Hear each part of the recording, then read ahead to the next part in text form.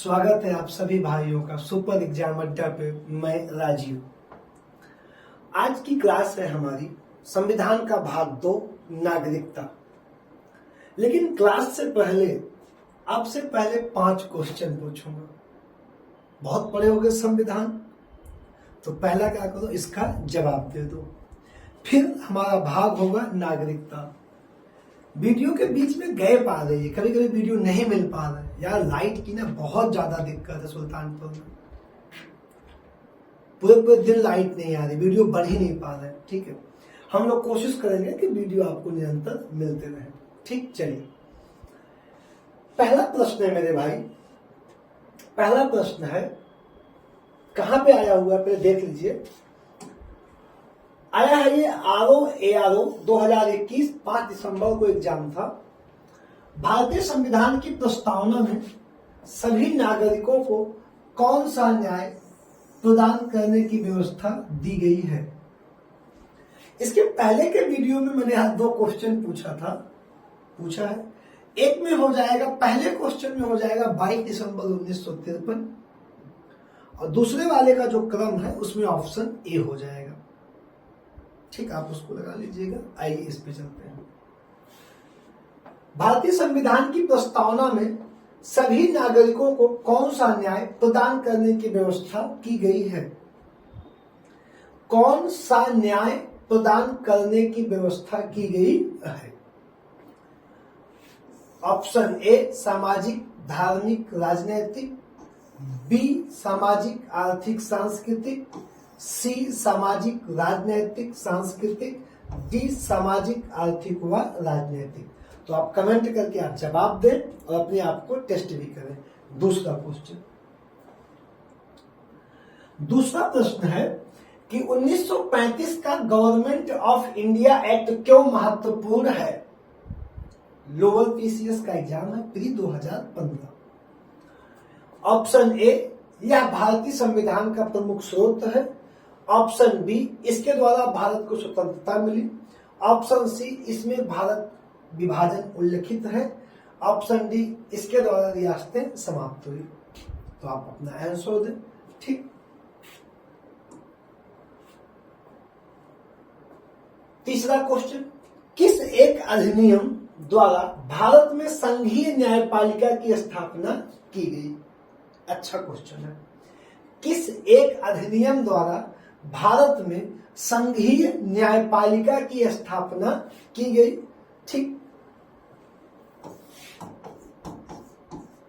Exam में आया हुआ क्वेश्चन है। ठीक है, भारतीय परिषद अधिनियम 1861, भारतीय परिषद अधिनियम 1909, भारत शासन अधिनियम 1919, इनमें से कोई नहीं। आप अपना जवाब दें, कमेंट करें और जहां पे पढ़े आप देखिए। प्रश्न 4 है, निम्नलिखित में से कौन अगस्त 1946 में गठित अंतरिम गवर्नमेंट, मैक्सिमम लोग इसको पढ़ते ही नहीं है, क्वेश्चन एग्जाम का आया हुआ है, अंतरिम सरकार का सदस्य नहीं था। अंतिम सरकार में कौन भाग नहीं लिया है, कौन उसमें मेंबर नहीं है। सी Rajagopalachari, doctor Rajendra Prasad, doctor S Radhakrishnan, Jagjivan Ram. और अंतिम प्रश्न है हमारा 5वां, अप्रत्यक्ष चुनाव प्रणाली का प्रारंभ किस अधिनियम से माना जाता है। अप्रत्यक्ष चुनाव प्रणाली का प्रारंभ किस अधिनियम से माना जाता है। ए 1813 का चार्टर अधिनियम, बी 1833 का चार्टर अधिनियम, सी 1853 का चार्टर अधिनियम और डी 1892 का भारतीय परिषद अधिनियम। तो आप क्वेश्चनों का स्क्रीनशॉट ले लिए होंगे। हम बढ़ते हैं अपने दूसरे टॉपिक नागरिकता की तरफ और अपना भाग 2।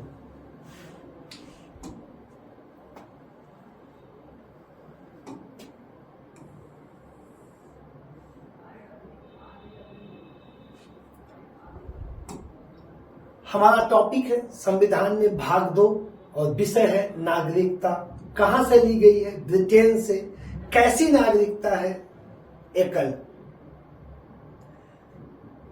डुअल सिटीजनशिप या दोहरी नागरिकता कहां पे है? भारत में सिंगल नागरिकता है। कहां से ली गई है? ब्रिटेन से। अमेरिका में कैसी नागरिकता है? डबल नागरिकता है। वहां फेडरेशन एक बार नागरिकता देगा और राज्य भी नागरिकता प्रदान करता है।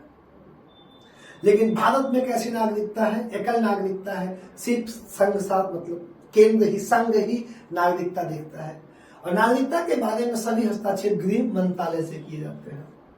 ठीक, नागरिकता हमारा भाई विषय है। कहां से लिया गया है? पहला क्वेश्चन बनता है कि कहां से अडॉप्ट किया गया है या कहां से ली गई है? ब्रिटेन से।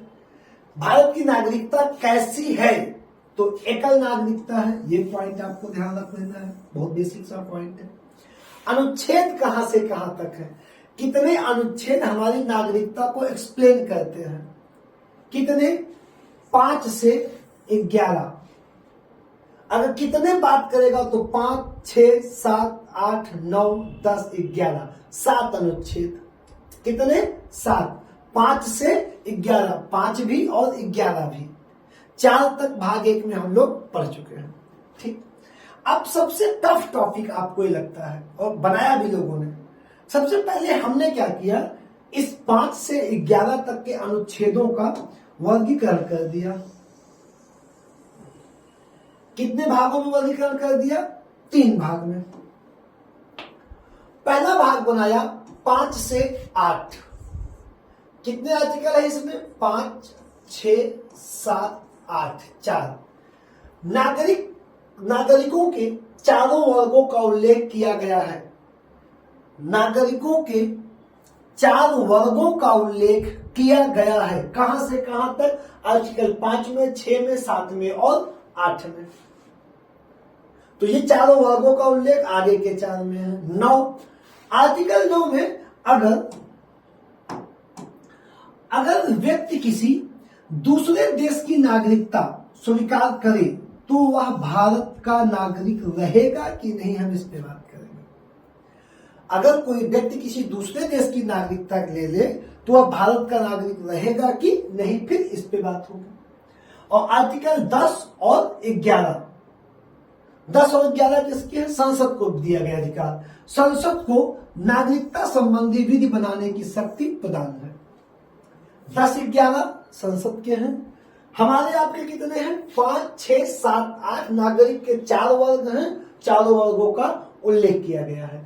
आर्टिकल 9 कोई व्यक्ति विदेश का नागरिक हो गया है, दूसरे देश का नागरिक है, तो अब वह भारत का नागरिक रहेगा कि नहीं, इस पे बात कर रहे हैं। अब आते हैं अपने विषय पे हम लोग। ठीक, अब हमको किस पे बात करनी है? आर्टिकल्स पे। सबसे पहले हम किस आर्टिकल की बात करेंगे? आर्टिकल 5 की बात करेंगे। तो चलिए शुरू करते हैं।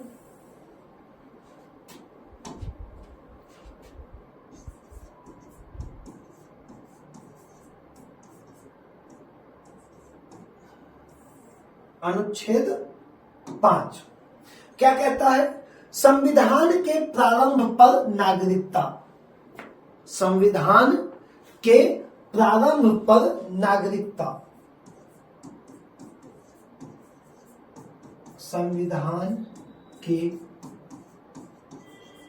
प्रारंभ पर नागरिकता। क्या कहता है? संविधान के प्रारंभ पर नागरिकता, अधिवास द्वारा नागरिकता। यहां पे हम एक पॉइंट क्या ऐड कर सकते हैं? इस पे हम लिख सकते हैं अधिवास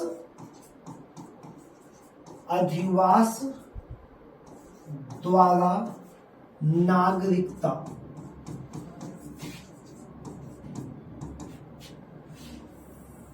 किसके द्वारा नागरिकता? अधिवास के द्वारा नागरिकता। संविधान के प्रारंभ पर नागरिकता। बहुत ध्यान से तुमको बात समझनी है। आर्टिकल 5 कह रहा है कि आर्टिकल 5 के अनुसार प्रत्येक व्यक्ति, आप नोट करना चाहे नोट कर लें, आर्टिकल 5 के अनुसार प्रत्येक व्यक्ति जो संविधान के प्रारंभ के समय से भारत के राज्य क्षेत्र का नागरिक या भारत के राज्य क्षेत्र में निवास करता था या निवास करता है, वह भारत का नागरिक होगा। संविधान के प्रारंभ के समय भारत के राज्य क्षेत्र में निवास करता था वह भारत का नागरिक होगा। उसकी 3 शर्तें हैं जिसे पूरी करनी है। कितनी शर्तें हैं? 3। पहली शर्त, 3 शर्तों में एक शर्त पूरी करनी है। पहली शर्त, वह भारत राज्य क्षेत्र में जन्मा हो। पहली शर्त क्या है? वह, आर्टिकल 5 की पहली शर्त, वह भारत राज्य क्षेत्र में जन्मा हो। इसकी पहली शर्त है, आर्टिकल 5 की पहली शर्त। दूसरी शर्त है कि उसके माता पिता में से कोई एक, उसके माता पिता में से कोई एक भारत के राज्य क्षेत्र में जन्मे हो। तो यहां पे आप लिख लीजिए दूसरा पॉइंट, उसके माता पिता में से कोई एक भारत के राज्य क्षेत्र में जन्मा हो।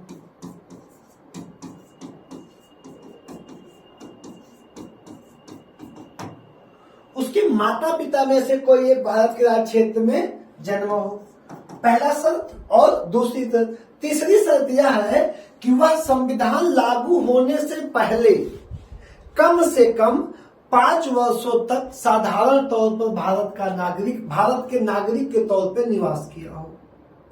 संविधान लागू होने से पहले, संविधान लागू होने से पहले कम से कम 5 वर्ष, कितने वर्ष? कम से कम 5 वर्ष साधारण तौर पर निवासी रहा हो। पहले कम से कम 5 वर्षों तक साधारण तौर पर निवासी रहा हो।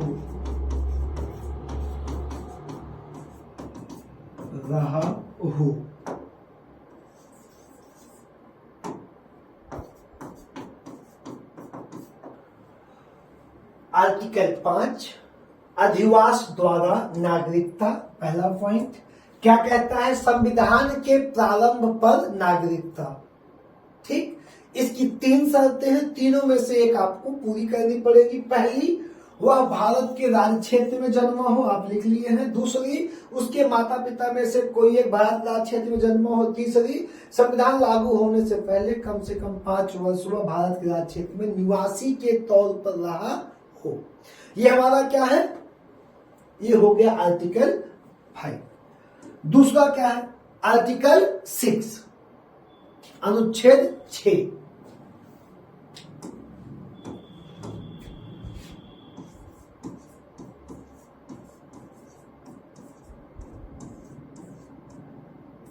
से पाकिस्तान से भारत,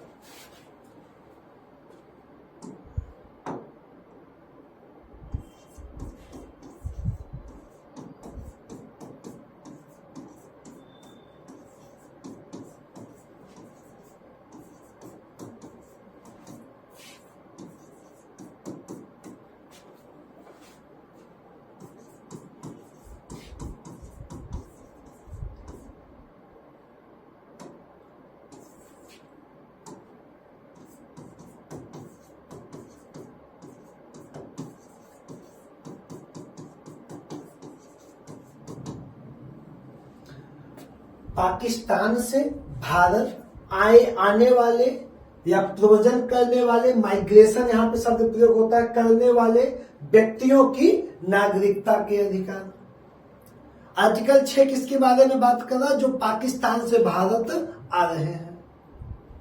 ठीक, प्रव्रजन करने वाले व्यक्तियों के अधिकार, आर्टिकल 6। इसमें 2 पॉइंट बहुत महत्वपूर्ण है। आर्टिकल 6 में 2 बहुत महत्वपूर्ण पॉइंट है कि आर्टिकल 6 में बताया गया है कि पाकिस्तान से आने वाले व्यक्तियों को भारत का नागरिक समझा जाएगा। ठीक, ऐसे व्यक्तियों को दो वर्गों में बांटा जाता है। पाकिस्तान से, पहला पॉइंट, पाकिस्तान से भारत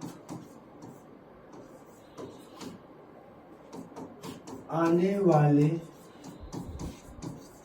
व्यक्ति को भारत का नागरिक समझा जाएगा।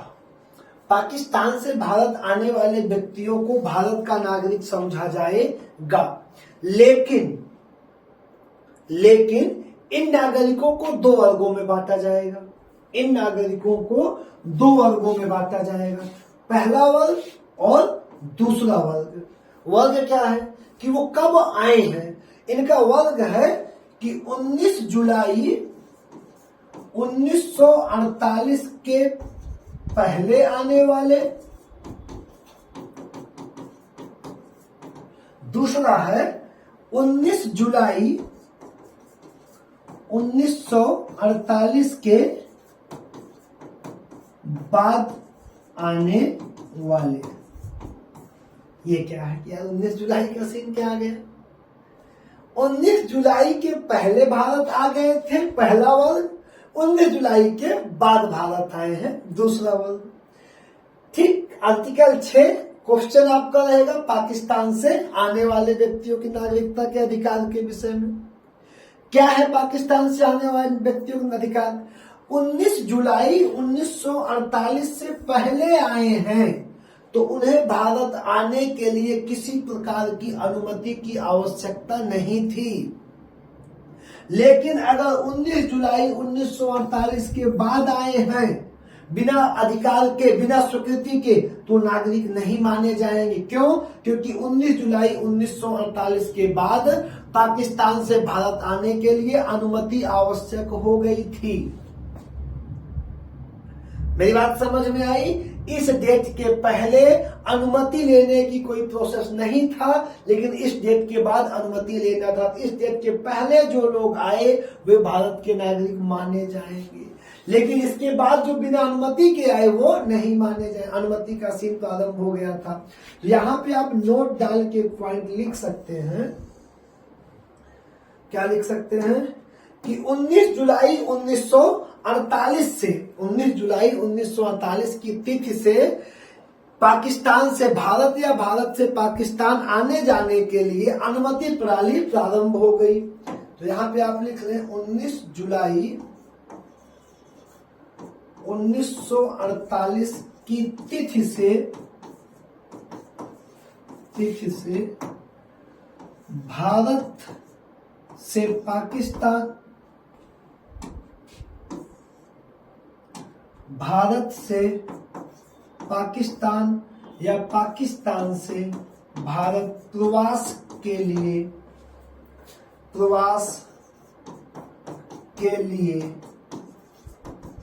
अनुमति प्रणाली प्रारंभ हो गई थी। कौन सी प्रणाली प्रारंभ हो गई थी? अनुमति प्रणाली प्रारंभ हो गई थी। ये क्या था हमारा? ये है हमारा आर्टिकल 6।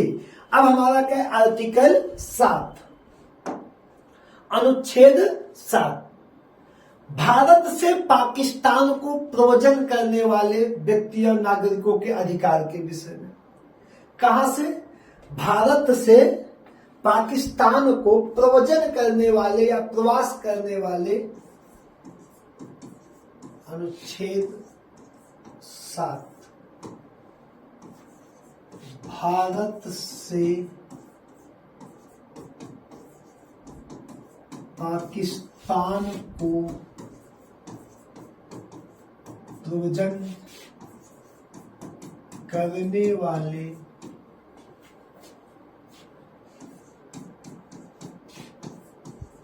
नागरिकों के अधिकार के विषय में। ठीक, कहां से? भारत से पाकिस्तान प्रवचन करने वाले नागरिकों या व्यक्तियों के अधिकार के विषय में या उनकी नागरिकता के विषय में यहाँ पे आप लिख सकते हैं।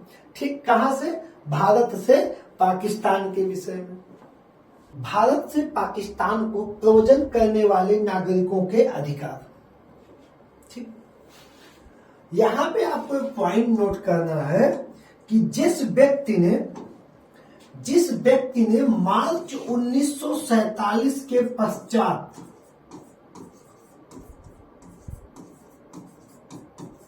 जिस व्यक्ति ने मार्च 1947 के पश्चात पाकिस्तान का प्रवचन कर लिया,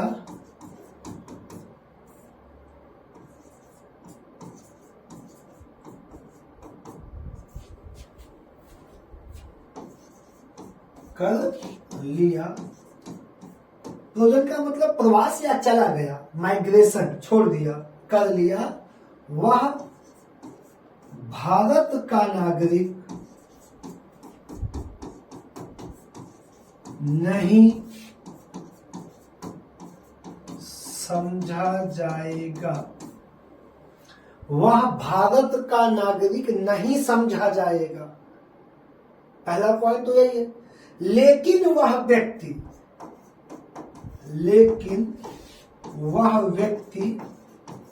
अनुमति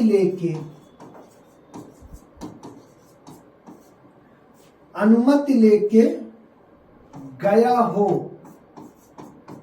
कौन सी अनुमति? कि मैं वापस आऊंगा। अनुमति लेके गया हो तो वह आर्टिकल 6 वाले कौन से 19 जुलाई 1948 के रूल में शामिल किया जाएगा और वह नागरिक रहेगा। मार्च 1947 के बाद पाकिस्तान गया बिना अनुमति के या बिना बताए, या आप चले गए, कोई इंफॉर्मेशन नहीं है, वह व्यक्ति भारत का नागरिक नहीं समझा जाएगा। लेकिन 47 के बाद, अभी 48 नहीं आया, अगर आप पाकिस्तान गए हैं अभी बता के गए हम वापस आ जाएंगे, स्पेशली वापस आ जाएंगे, तो आपको किस रूल में रख लिया गया? 19 जुलाई 1948 आर्टिकल 6 में रख लिया गया और आपको भारतीय नागरिक माना जाएगा। तो ये कौन सी आर्टिकल होगी? आर्टिकल 7। जैसे बहुत डीप नहीं होगा, आप इसकी चिंता ना करें। ये डिटेल इसलिए दे रहा हूं कि आने वाले जो मेंस राइटिंग के एग्जाम है छोटे छोटे, उनमें भी आपको दिक्कत ना हो। अभी पुलिस वाला कहेगा हमें नहीं पढ़ा रहे, सर यूपी पुलिस में बेसिक सा क्वेश्चन आएगा। आर्टिकल 7 भारत से पाकिस्तान जाने वाले, आर्टिकल 6 पाकिस्तान से भारत आने वालों के नागरिकता के विषय में एक एक पॉइंट हम लोग लेके चल रहे हैं। अब अगला क्या है? आर्टिकल 8।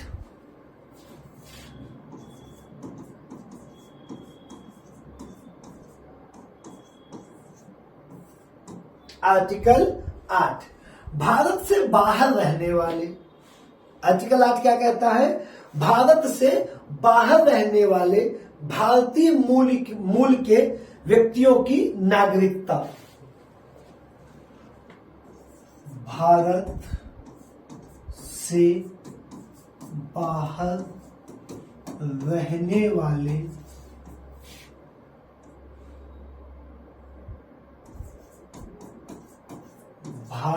भारत के बाहर रहने वाले भारतीय व्यक्तियों की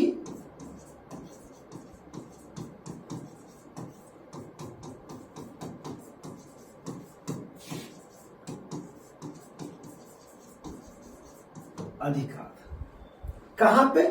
भारत से बाहर रहने वाले भारतीय व्यक्तियों की नागरिकता के अधिकार। ठीक, यहां पे एक शब्द थोड़ा छूट गया, भारतीय मूल के व्यक्तियों की नागरिकता के अधिकार। इसमें क्या कंटेंट हमारे? भारत के बाहर रहने वाले वह व्यक्ति जो संविधान के लागू होने के समय भारत का नागरिक नहीं है, वह व्यक्ति जो संविधान के लागू होने के समय भारत का नागरिक नहीं है, भारत का नागरिक नहीं है, परंतु वे भारतीय मूल के हैं। परंतु वे क्या हैं? परंतु वे भारतीय मूल के हैं। वह व्यक्ति जो संविधान के लागू होने के समय भारत का नागरिक नहीं है लेकिन भारतीय मूल का है। इसका मतलब क्या हुआ? मतलब कि संविधान के लागू होने के समय उनके दादा दादी या नाना नानी में से कोई एक संविधान के लागू होने के समय इनमें से कोई भी व्यक्ति भारतीय नागरिक रहे हों। क्या किए हों? इनमें से दादा दादी नाना नानी में से कोई भी व्यक्ति भारतीय नागरिक रहे हों। वे नागरिकता अधिनियम 19 भारत शासन अधिनियम 1935 में नागरिकता की परिभाषा को पूरा करते हो तो उस व्यक्ति को क्या समझा जाएगा? भारतीय मूल का व्यक्ति समझा जाएगा। उस व्यक्ति को क्या समझा जाएगा? भारतीय मूल का व्यक्ति समझा जाएगा। ठीक, अगली आर्टिकल है हमारी 9,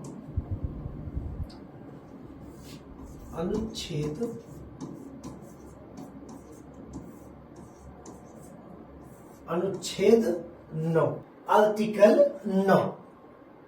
ठीक, आर्टिकल 9 हमारा क्या कहता है कि विदेशी राज्य की नागरिकता स्वेच्छा से अर्जित करने वाले व्यक्तियों का नागरिक ना होना। विदेशी राज्य की नागरिकता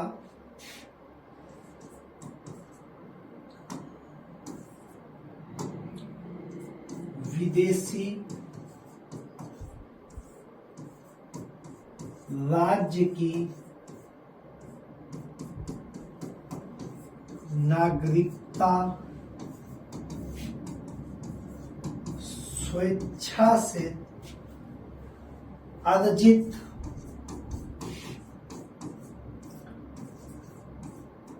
करने वाले नागरिकों का भारतीय नागरिक न होना। विदेशी राज्य की नागरिकता स्वेच्छा से अर्जित करने वाले नागरिकों का भारतीय नागरिक न होना। ये कौन कह रहा है? आर्टिकल 9। स्वेच्छा से आप किसी देश की नागरिकता को स्वीकार कर लेते हैं तो आप भारतीय नागरिक नहीं माने जाएंगे। ठीक, आर्टिकल 9 के अनुसार। अगली आर्टिकल है हमारी आर्टिकल 10। अनुच्छेद 10। अनुच्छेद 10 नागरिकों के अधिकार के विषय में बात कर रहा है। किसकी बात कर रहा है वो? नागरिकों के अधिकारों का बना रहना। विषय क्या है इसका? नागरिकों के अधिकार का बना रहना। नागरिकता के अधिकार की बात कौन कर रहा है? आर्टिकल 10 कर रहा है। ये क्या कह रहा है? आर्टिकल 10 यह स्पष्ट करता है कि नागरिक की नागरिकता से संबंधित अधिकार संसद द्वारा बनाई गई विधि के अतिरिक्त कोई समाप्त नहीं कर सकता। नागरिकता के अधिकार संसद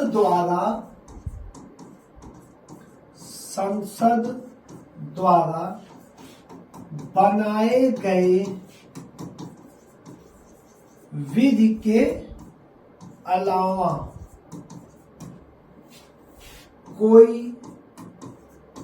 समाप्त नहीं कर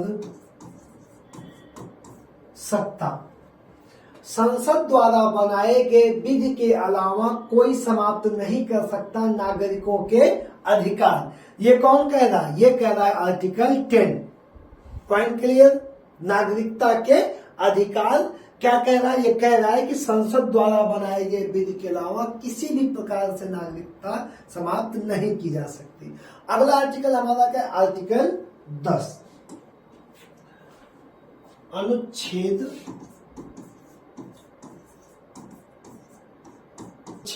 11 संसद को नागरिकता के अर्जन, नागरिकता की समाप्ति एवं नागरिकता के असंबंधित अन्य उपबंधों में परिवर्तन करने की शक्ति प्रदान है। किसको? संसद को। तो यहां पे आपको लिखना है कि संसद को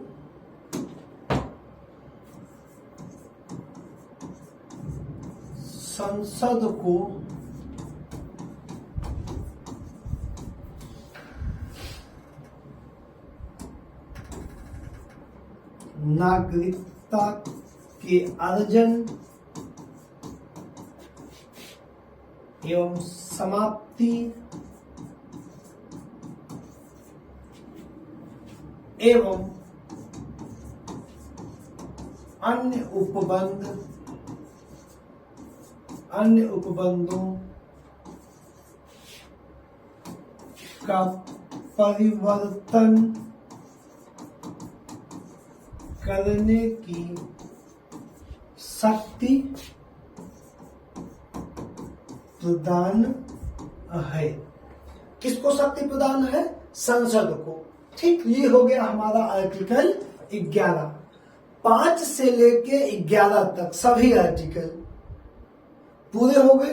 5, 6, 7, 8 नागरिकों के वर्गों को बांटा गया है। 9, 10 और 10, 11 संसद को दिया गया है। 9 वह व्यक्ति जो स्वेच्छा से विदेशी नागरिकता ज्वाइन कर लेगा उसकी भारतीय नागरिकता समाप्त हो जाएगी। ठीक, ये हमारी आर्टिकल हो गई जो मेन पॉइंट है। अब इसके बाद 2 चीजें हैं जो एग्जाम में पाती हैं। पहली पॉइंट के पहला पॉइंट है कि नागरिकता के अर्जन के कितने तरीके हैं या कितने वर्गों को अर्जन के। तो नागरिकता का जो अर्जन है वो कितने प्रकार से है? 5 प्रकार से। नागरिकता का अर्जन, पहला नागरिकता का अर्जन कैसे? इसका क्वेश्चन है कितने प्रकार से अर्जित की जा सकती है, नंबर पूछा है तो कितने प्रकार से अर्जित की जा सकती है? 5। यही बेसिक क्वेश्चन है इसका। बहुत डीप इसमें नहीं आता कि डीप तुमको लिखने को देगा, नहीं, बेसिक पूछ लिया। तो कितने प्रकार से? 5। पहला पॉइंट अपडेट करना। क्या लिखा है? जन्म से। कब से नागरिकता? जन्म से। 26 जनवरी 1950 के बाद। 26 जनवरी 1950 के बाद, 1987 के पहले वह व्यक्ति भारत में जन्मा हो। कब जन्मा? 26 जनवरी 1950 के बाद। नहीं जन्मा हो तो उसके माता पिता में से कोई एक। कहां जन्मे हो? भारत में जन्मे हो। वो क्या, उनकी नागरिकता कैसे हो जाएगी? जन्म से नागरिकता। जन्म से नागरिकता। दूसरी नागरिकता कौन सी है? वंशानुगत नागरिकता। 26 जनवरी 1950 के बाद 1987 के पहले व्यक्ति भारत में जन्मा हो, वंशानुगत नागरिकता। 26 जनवरी 1950 के बाद। और कब से पहले? 1987 से पहले। वर्तमान में व्यक्ति दूसरे देश का नागरिक हो, वह भारत में न जन्मा हो। एक बच्चा भारत में ना जन्मा हो लेकिन उसके माता पिता या दादा दादी कहां जन्मे हो? भारत में जन्मे हो। वो कहां का नागरिक होगा? कैसा नागरिक होगा? उसकी अर्जन वंशानुगत अर्जन होगा। ठीक, यदि उसके जन्म के समय, जब उसका बच्चे का जन्म हो रहा है, भारत से बाहर हो रहा है जन्म, वंशानुगत नागरिकता का सिर्फ भारत से बाहर जन्म हो रहा है, लेकिन जब उस बच्चे का जन्म हो रहा है तो उसके माता पिता कहां के नागरिक? माता पिता में से एक कहां का नागरिक हो? भारत का। नागरिकता कैसी हुई? वंशानुगत हो गई। तीसरी है पंजीकरण द्वारा। तीसरी क्या है? पंजीकरण द्वारा। कोई व्यक्ति जिस देश का निवासी हो वहां की नागरिकता का त्याग कर दे और 5 से 7 वर्ष सामान्य रूप में भारत में रह के अपना पंजीकरण के द्वारा, आवेदन के द्वारा नागरिकता प्राप्त कर सकता है। जिस देश का नागरिक हो वहां की नागरिकता को समाप्त करके आप अप्लाई 5 वर्ष या 7 वर्ष। यहाँ के सारे कानून कहां से बनते? गृह मंत्रालय से बनते हैं। बहुत अपवाद है इसमें। बहुत लोगों नागरिकता पाकिस्तान की छोड़ के आए, यहां नहीं मिली उनको। तो ऐसे अपवाद है। तारिक फतीक नया ताजा अपवाद, जो कि अभी डिलीट हो गई, पाकिस्तानी पत्रकार थे, पाकिस्तान से ब्रिटेन मुल्क की नागरिकता ली, भारत की नागरिकता उन्हें नहीं मिली, बहुत बार अप्लाई किया उन्होंने। तो इसके अपवाद है। लेकिन यह है कि आप अपने देश की नागरिकता का त्याग करके 5 वर्ष या 7 वर्ष भारत में रहें तो भारत की नागरिकता का प्रमाण प्रस्तुत करें, आवेदन करके प्राप्त कर सकते हैं। अगला क्या है? देशीकरण द्वारा। देशीकरण द्वारा वह व्यक्ति जिस देश का नागरिक हो उस देश का नागरिकता को त्याग करके भारत में रहना प्रारंभ कर दे। देशीकरण द्वारा नागरिकता में बहुत सारे उपबंध किए गए हैं। वह किसी अन्य देश का नागरिक नहीं होना चाहिए। वह जिस देश का नागरिक हो उस देश की नागरिकता को त्याग करके भारत में सामान्य ढंग से रहना शुरू कर दे। कुछ वर्षों के बाद उसे 5 वर्ष बाद उसको देशीकरण भी द्वारा अप्लाई करने की सीन रखा गया, उसे नागरिक मान लिया जाएगा जब वह अपने देश की नागरिकता का त्याग करके भारत में 5 वर्ष से 7 वर्ष लगातार रहे बिना किसी विदेशी यात्रा के, उसे नागरिक मान लिया, देशीकरण के द्वारा मान लिया जाएगा। क्षेत्र सम्मिलित होने पे इस शब्द का अगर मैं सबसे ताजा उदाहरण दूं तो 100वां संविधान संशोधन, बांग्लादेश सीमा समझौता। नरेंद्र मोदी जी के आने के बाद हमने कुछ गांव बांग्लादेश को दिए और बांग्लादेश से कुछ गांव हमने लिए। कोई भी नया क्षेत्र अगर आर्टिकल 2 के द्वारा भारत में शामिल किया गया, जैसे सिक्किम शामिल किया गया, तो वहां के नागरिक स्वतः कहां के नागरिक मान लिए जाएंगे? भारत के नागरिक मान लिए जाएंगे। ठीक, तो यहां पे आपको बेसिक जो क्वेश्चन आएगा उसी क्वेश्चन आएगा कि नागरिकता के प्रकार कितने होते। बहुत डीप क्वेश्चन यहां से आपके लिए प्रोवाइड नहीं होता है। अगला है नागरिकता की समाप्ति। अगला टॉपिक है नागरिकता की समाप्ति। परित्याग हमने स्वयं से छोड़ दिया, बर्खास्तगी आपको बर्खास्त कर दिया गया, और क्या है? वंचित कर दिया जाना। अब भारत में देशद्रोह की कोई कंडीशन कर दीजिए, संविधान का अपमान कर दीजिए, नागरिकत्व दशा में आपको नागरिकता से वंचित किया जा सकता है। बर्खास्तगी में क्या है कि आप भारत को बिना बताए किसी दूसरे देश की नागरिकता ले लिए हैं। 4 साल 5 साल आप चुपके दूसरे देश नागरिक है और यहाँ के नागरिक बने हुए हैं। ऐसी कंडीशन में जब सरकार को पता लगता है तो आपको भारतीय नागरिकता से क्या कर दिया जाएगा? बर्खास्त कर दिया जाएगा। और स्वयं से परित्याग कर देना, तो उसमें आपने स्वयं से क्या कर दिया? तो भारत में नागरिकता की समाप्ति कितने प्रकार हैं? 3 प्रकार हैं। और नागरिकता अर्जित करने कितने प्रकार हैं? 5 प्रकार हैं। तो यहां तक पॉइंट हमारे कंप्लीट हो गए। ये नागरिकता के बेसिक पॉइंट कंप्लीट हो गए। अब आपको 3 प्रकार के नागरिक बताने हैं, वही तीनों इस वीडियो में और देख दीजिए तो आपका भाग 2 पूरा का पूरा समाप्त हो जाएगा। विदेशों में बसे भारतीय मूल के लोगों की श्रेणियां। ये तीनों नाम आप अक्सर सुनते होंगे न्यूज़ों में। एनआरआई या भारतीय मूल के व्यक्ति, ये वैज्ञानिक, वो वैज्ञानिक, या ओसीआई भारत के सीमा पारी नागरिक।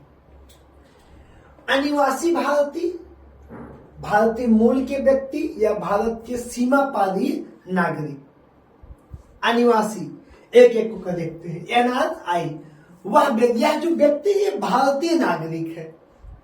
एनआरआई के पास भारत की नागरिकता होती है, लेकिन वह व्यक्ति किसी देश में नौकरी के उद्देश्य से या व्यवसाय के उद्देश्य से लंबे समय तक वहां पे रुका है और बहुत जल्द आने की इच्छा प्रकट या मनसा प्रकट नहीं करता। वह जिस देश में है उस देश से बहुत जल्द आने की मनसा प्रकट नहीं करता, उसे क्या कहेंगे? एनआरआई कहेंगे। यह भारतीय नागरिक होता है। अगर एक लाइन में कहें लंबे समय तक विदेशों में रहने वाले व्यक्ति को एनआरआई कहते हैं। एक लाइन में सीधी सीधी भाषा में तुमसे कहें तो इसकी सुविधाएं, इसकी जितनी सुविधाएं हैं, भारत में शिक्षा ले सकता है, भारत में बैंक में खाता हाँ खुलवा सकता है, चुनाव लड़ सकता है, ये भारतीय नागरिक है, चुनाव लड़ सकता है, केंद्र सरकार की सभी सुविधाएं ले सकता है, ठीक, क्योंकि इसके पास नागरिकता, ये वीजा पे दूसरे देश में है। दूसरा है भारतीय मूल के व्यक्ति। भारतीय मूल के व्यक्ति में वह स्वयं व्यक्ति भारतीय नागरिक नहीं है। जिस व्यक्ति की मैं बात कर रहा हूं भारतीय मूल में, वह भारतीय नागरिक नहीं, लेकिन उसके पूर्वज दादा दादी नाना नानी या माता पिता भारतीय नागरिक थे। वे क्या कहे जाते हैं? भारतीय मूल के व्यक्ति, पर्सन ऑफ इंडियन ओरिजिन, भारतीय मूल के व्यक्ति। सीमा पारीय नागरिक, मैक्सिमम किताबों में समुद्र पारीय मिलता है, ये समुद्र पारीय नागरिक। यहां पे लिखा जाता है ओवरसा सिटीजन ऑफ इंडिया, ओवरसा समुद्र के पार सिटीजन ऑफ इंडिया। कोई भी व्यक्ति जो बांग्लादेश और पाकिस्तान का नागरिक ना हो, बांग्लादेश और पाकिस्तान का नागरिक ना हो और ना ही कभी रहा हो, अगर वह निम्न शर्तों को पूरी करता है तो वह उसे सीमा पारीय नागरिक का दर्जा प्राप्त हो जाएगा। निम्न शर्तें कौन सी? निम्न शर्तें, पहली शर्त, संविधान लागू होने के समय वह भारत का नागरिक होने की योग्यता रखता हो। संविधान लागू होने के समय वह भारत का नागरिक होने की योग्यता रखता हो, अथवा संविधान लागू होने के बाद वह भारत का नागरिक रह चुका हो। एक शर्त और है, अथवा यदि उसके दादा दादी नाना नानी में से कोई एक भारत के नागरिक रह चुके हों तो उसे ओसीआई का दर्जा प्राप्त किया जा सकता है। तो ये हमारे तीनों पॉइंट क्लियर हो गए, एनआरआई, पीआईओ और ओसीआई। ठीक, तो आज सेकेंड भाग 2 नागरिकता समाप्त हो गया है। कल के वीडियो में जब हम आएंगे तो आपको 5 प्रश्न के उत्तर बताएंगे और उसके बाद हम अपना शुरू करेंगे फंडामेंटल राइट्स, जिसे हम कहते हैं भाग 3। धन्यवाद।